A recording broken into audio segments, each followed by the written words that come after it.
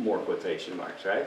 Within right. There is no right or wrong, but Yeah, because one year I was walking down Bolstad and they were dual line competition and all of a sudden they start playing Hotel California. And it's like, what? I mean, it's a good song, but not for sport tech flying. I don't know, how do you do it? says you. Somebody else might be saying But I'm more right than right. I tend to agree with you. Yeah, I tend to agree with you yeah. in this case. But yes, let's move into, after we picked a bit of music that we like. Actually, you better love it because you're going to be listening to that piece of music. Yeah, everybody's like, yeah, you're going to be listening to that till you don't want to listen to it anymore for a while. And then you're going to have to hear it again after that. Is it, by the way, loud enough now for you Yes, there? thank Good. you. I'm doing my best here. It comes time after you pick your music to indeed, let's go back. How do we pick our music? And that goes into what Lindsay was bringing up. It's that cadence thing, the layers thing, the what can I get out of it thing, and giving myself the best possible advantage to make my life as easy as possible on the field. I'm a firm believer into flying to everything, trying to fly to everything, every note, every twist, every turn in the music.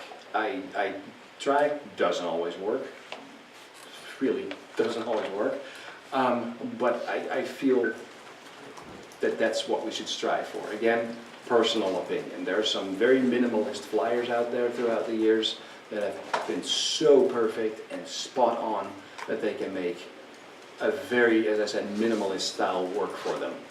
I'm not that good. I am not that precise, so I need more grips, if you will, in the music. Grips is what I call the opportunities. Good morning. Of goedemorgen. The opportunities that the music is offering me, or yes, and I visually see a rock wall with its routes, and I'm a pretty lousy climber. I did a lot of it, but I'm not very good at it. I cannot read a rock wall at all, but that's what actual climbers do. They look at all the grips on the wall and they see the routes they have to take to get to the top. Great metaphor, really. I cannot see that at all. But if I hear a piece of music, I can hear my grips. I can hear what I have to do maneuver-wise to visualize what that music is telling me. And I can only hope at that point afterwards that the audience is coming along with me on that particular little trip. But that's what I mean when I'm talking about grips. You want as many as possible grips in that music, and you want to use as many as possible. Again, my philosophy. That's what I have to do with my style, with my somewhat sloppy style of flying. I know I'm not the most precise flyer out there. That's why going to, on a little side note, why going to the States was great for me, because the competitions were split in ballet and precision. No more overall scores back in Europe. You fly both disciplines. So I usually start off in like 6th position after precision, and then I have to claw my way back up in ballet. Never fun. I like it here. Good morning, Scott. Good morning. More people with a very, very good grasp on music. So you might be, and as I said before, I very much would like this to be a discussion rather than me standing here and yapping for 2 hours, because there's just not enough Gatorade in the world for me, basically. So feel free at any time to interject, to ask, to add, because I know you're very capable of that. First, if I may, I'd like to thank you for doing this. And this is like an art right on its, I think it's like a canvas that everybody, no matter what, has their own strokes to it. So and that's the freedom to allow that. So I thank you for gathering this and doing this. My pleasure. Thank you. Despite my absolute dislike for speaking in public. Exactly, all that. Thanks for helping me with that, by the way. So, grips in the music. As I just knock over everything. It's all falling apart here. Yep. So that's what I'm looking for. I'm listening to music, I'm looking for grips, I'm looking for variation in speed, I'm looking for layers, I'm looking for some emotion. I want that music to speak to me, and hopefully also then to people that are going to be forced to listen to that later on. I'm looking for an intensity, I'm looking for a build-up in the music, a rise in the music, and then I'm looking for calm in the music. And that goes into not just, you can't be going full bore every minute of those 4 minutes in that song. You gotta slow it down. On a side note, you have to slow it down. Your field, regardless of where you are, whether it's a competition, whether it's an indoor thing, whether it's a demonstration, you're gonna have so much room to play with. If you're gonna be full bore for 4 minutes, you're gonna be at the ocean. If there is no speed whatsoever, you're gonna be walking forward. So you have some field management to do as well.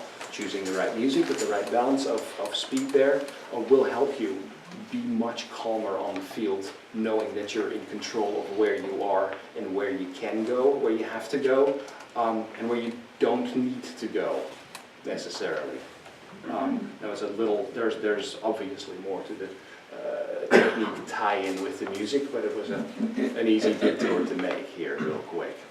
So a great, I think it's time to just listen to something real quick when we're talking about grips, a current piece of music that is something that I love to fly to. Now we get to play guess which chord. That one. Nope, No? nope. I'm going to talk some more. Yes, please do. Well, this is what happens when you go through 4 cameras on the upload speed we have here. It's Gotcha. a little rough. Fair enough. I have a point. Yes, please. So, Perfect timing. no, it works. So one thing I noticed also is don't choose a song that's too repetitive, because you can get caught up in, just the same thing over and over, and not just making the crowd bored, but yourself. Yeah. And so once you do the trick, and the song comes up again, it's like you do it again, it becomes repetitive. Well, exactly, and at that point, that trick, you're doing that trick, and we're getting into tricks later if we have time for this. What time do we have anyway? It's like 2 hours here this morning? Yep. We're gonna fill that rapidly, aren't we? Yes. Morning. That music, and you probably listen to that in a similar way, that music is dictating what you should fly, more air quotation marks, what you should fly. And so if that music is repetitive, you should fly that half axel again. Maybe you should fly that half axel again. Maybe you're a little bit more accomplished as a flyer, so you can put another style element in there, but still, there's only so much you can do to your ear. You're gonna get locked into that yourself. I have to fly this because this is what the music is telling me. So with repetitive music, you run the risk that you become a victim of your own listening to that music, interpreting that music in a very repetitive manner. So there's a trap. Vice versa, if the music is going all over the place in variation, you run the risk of just losing track all the time. And it's going to be incoherent, it's going to be difficult to follow for you, and therefore for the audience. So it's as always with everything, it's all about finding that balance that works for you. How are we? Okay, I'll Keep take talking. that as, does anybody else have a question? Yeah, At this point? sorry. Nothing right now? Cool. So last time, BPM, real quick on that, beats per minute. I have found over the years that something between, say, 65 and 85 beats per minute, for me, again, works best. It will, put some beat underneath there. Too fast. So that seems to be my favorite speed tempo for the overall length of the song. I did make some notes from my original notes about that. So 60 to 90 actually is what I wrote down. So my current piece of music that we're going to be listening to in just a little bit, we're gonna, not the whole thing of course, is 86. My indoor piece is 72.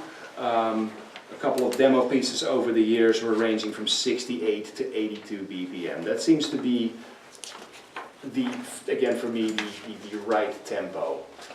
Where are you finding that information? As far as what the beats Beats per per minute, minute. you can literally go and type in any song title in Google and say BPM, Oh, and it will come up. There's like 5 or 6 search results there. I didn't know. Yeah, and it's never been that important for me because when I hear a piece of music, I know I can fly to it or not.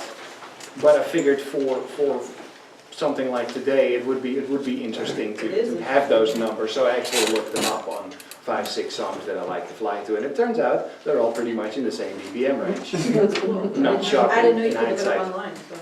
You can look everything up online. I think you should Google Amy's best possible ballet music. No, 'cause I'm gonna have a mustache on and talk about getting sick of music. Ah. As much as that, I love the Charlie thing, but, you know, you were talking about getting sick of music. It's like, I'll fly Charlie to anything else but Charlie now, just to, because. Just to get